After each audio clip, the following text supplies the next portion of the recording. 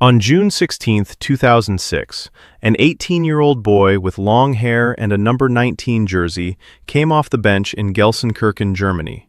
Argentina were already winning 6-0 against Serbia and Montenegro. The boy was not supposed to change anything. He was supposed to get a few minutes of experience and go home. 3 minutes after entering the match, he set up a goal for Hernan Crespo. 10 minutes after that, he scored one himself. He was 18 years and 358 days old, Argentina's youngest ever World Cup scorer. Diego Maradona was watching from the stands that day, the greatest Argentine footballer who ever lived, watching a boy who would spend the next 20 years trying to surpass him. Exactly 20 years later, on June 17, 2026, the same man walked onto a pitch in Kansas City. He was no longer 18. He was 38 years and 358 days old. The same number of days, the same date on the calendar, 20 years to the day. And this time he did not score one goal, he scored 3. A hat trick at the World Cup, his first ever. At the age of 38, the youngest Argentine to score at a World Cup had become the oldest. On the same date, 20 years apart. Football rarely offers symmetry this perfect. But then again, there has never been anyone quite like Lionel Andres Messi.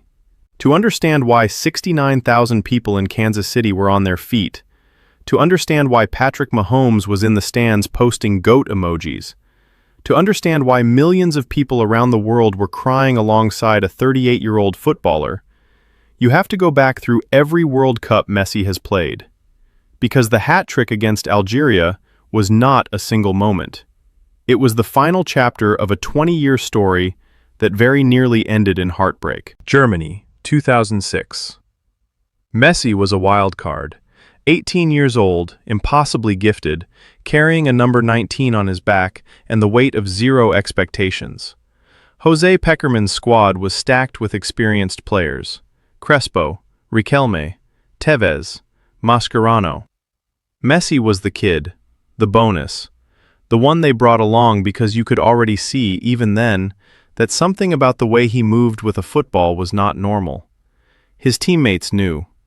Maxi Rodriguez would later say that they watched him train and could not believe the things he did. He looked like he was playing a different sport. But at 18, in a squad that deep, you sit on the bench and wait. He waited. Then he came on against Serbia and Montenegro and scored in a 6-0 demolition. He made another appearance against Germany in the quarterfinal. Argentina lost on penalties, the tournament ended. But the World Cup had met Lionel Messi, and it would never be the same. South Africa, 2010. Diego Maradona was the coach. The circus had arrived. Expectations were enormous. Argentina had Messi at 22, now the best player on the planet, and a squad that should have been capable of serious damage. Messi played 5 matches. He contributed an assist. He scored 0 goals. 0. The quarterfinal against Germany was a humiliation. 4-0. Argentina were outclassed, outrun, outthought. Thomas Müller, Miroslav Klose, and Friedrich scored with ruthless efficiency. Messi was invisible. Not because he did not try, but because the team around him could not function as a unit. Maradona's tactics, if they existed at all, collapsed under the weight of Germany's organization. Messi left South Africa with his first taste of World Cup failure. The world started asking the question that would follow him for the next 12 years. Can Messi do it at a World Cup? Brazil, 2014. This was supposed to be the answer. Messi was 26. At the peak of his powers, captain of Argentina. The number 10 was his now. No more waiting on the bench. No more coming on as a substitute in a match already decided. This was his team.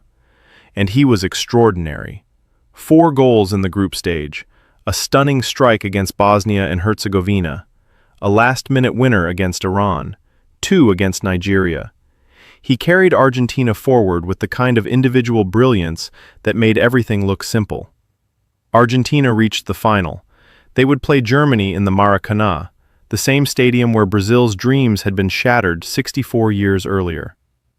For 113 minutes, the match was goalless.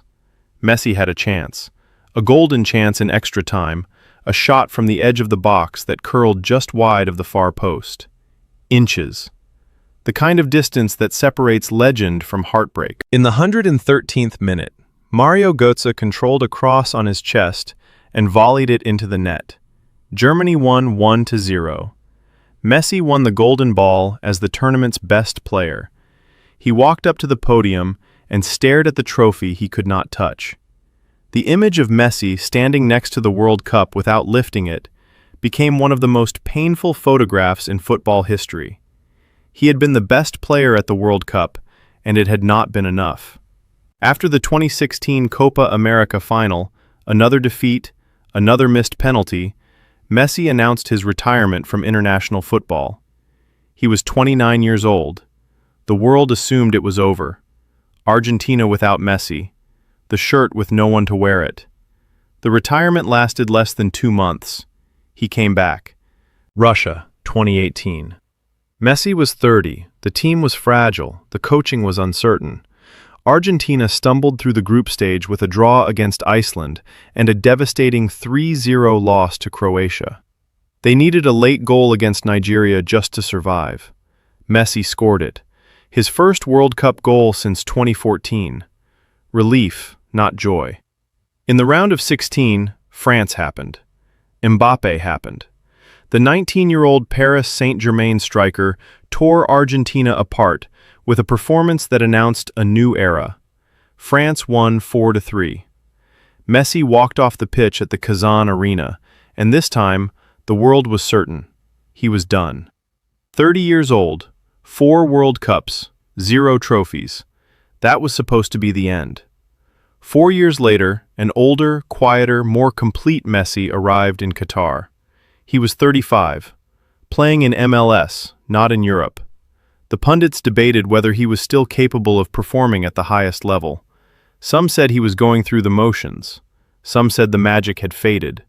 What happened in Qatar over the following 28 days was one of the greatest individual tournament performances the sport has ever seen. 7 goals, 3 assists, 2 Golden Ball awards to add to the one from 2014, and a World Cup final against France that many believe was the greatest football match ever played. Argentina were winning 2-0 with 10 minutes to go. Messi had scored from the penalty spot and set up the second goal. The trophy was within touching distance. 8 years after staring at it on the podium in Rio, he was about to hold it. Then Mbappé scored. Twice. In 97 seconds. 2-2. The Lusail Stadium gasped. Messi scored again in extra time, 3-2. Then, Mbappé completed a hat-trick, 3-3. The match went to penalties. When Gonzalo Montiel converted the winning penalty, Messi finally had his World Cup. At 35 years old, after 4 failed attempts, after retirement, after the image in the Maracanã, after everything. He lifted the trophy in the desert, and the world let out a breath it had been holding since 2006. That was supposed to be the ending, the perfect conclusion. Messi had his World Cup. The argument was settled. The story was complete. But Messi did not stop. At 37, he won the MLS title with Inter Miami, scoring 29 goals in 28 matches and finishing as the league's top scorer and top assist provider. At 38, he was called up for his 6th World Cup. His 6th. The first man in history to play in 6. Cristiano Ronaldo, who had played in 5, would equal the record the following day. Argentina were placed in Group J, alongside Algeria, Austria, and Jordan. They were the defending champions. Messi was the defending world champion. And on the night of June 17, 2026, at Arrowhead Stadium in Kansas City, the football world found out that the story was not complete, not even close. The crowd was overwhelmingly Argentine. Kansas City looked like Buenos Aires. 69,000 people, the vast majority wearing blue and white stripes with the number 10 on their backs. They had come for one reason: Messi delivered. The first goal came early. Rodrigo de Paul played a pass into Messi's path. The left foot, the same left foot that had been doing impossible things for 20 years, struck the ball from just outside the box. It flew into the net. Argentina 1, Algeria 0. And then Messi cried. Not the tears of joy from Qatar, not the tears of relief from a close match. Something else, something private. In his post-match interview, he would say only that he had been through some tough days recently, and that the emotion was not related to football. He did not elaborate. The second goal came early in the second half. A shot from an Argentine teammate was parried by the Algerian goalkeeper, and Messi was there to bury the rebound. 2-0. His 15th World Cup goal. He had just passed Ronaldo, Pelé, and Gerd Müller on the all-time World Cup scoring list. The third goal was the one that stopped the stadium. A crisp, clean strike, vintage Messi, the kind of goal he has been scoring since he was a teenager at Barcelona. 3-0. His 16th World Cup goal. He had tied Miroslav Klose as the all-time leading scorer in men's World Cup history. The hat-trick was complete, his first ever at a World Cup, the 61st of his career, the 11th for Argentina. And at 38 years old, he became the oldest player ever to score 3 goals in a World Cup match. Moments later, he was substituted.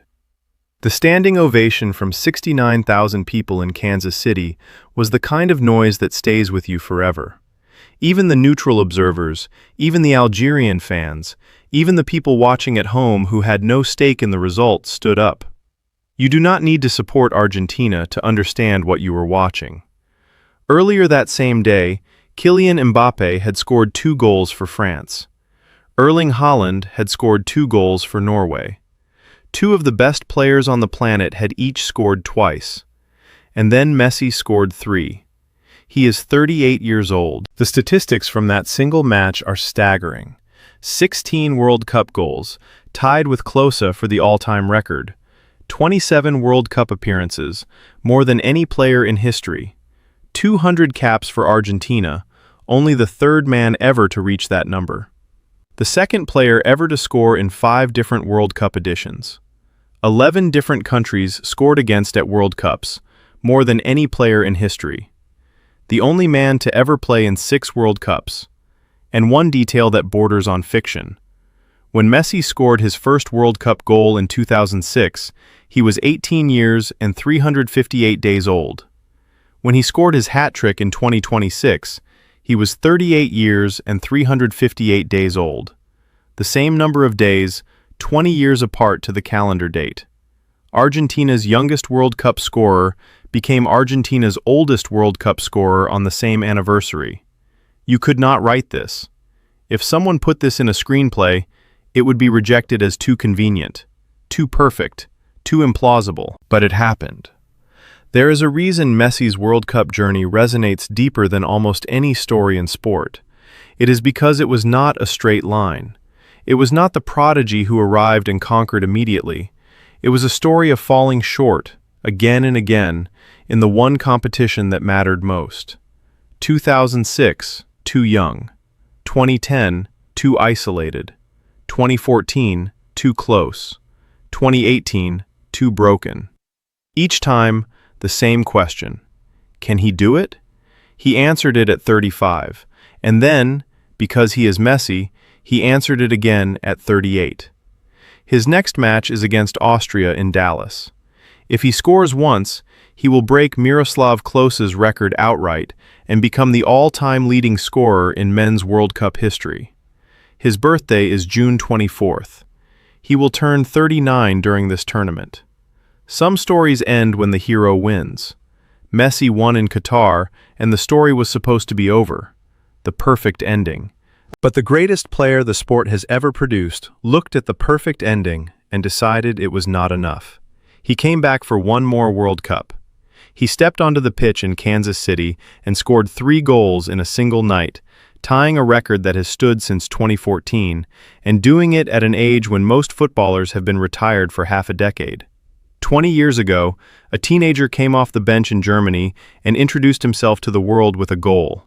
20 years later, the same man, now the oldest scorer in his country's World Cup history, proved that the story never actually ends.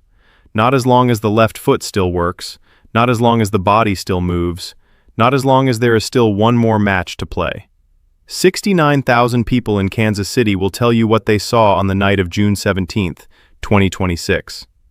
They saw a 38-year-old man refuse to let time win, and time, for once, did not argue.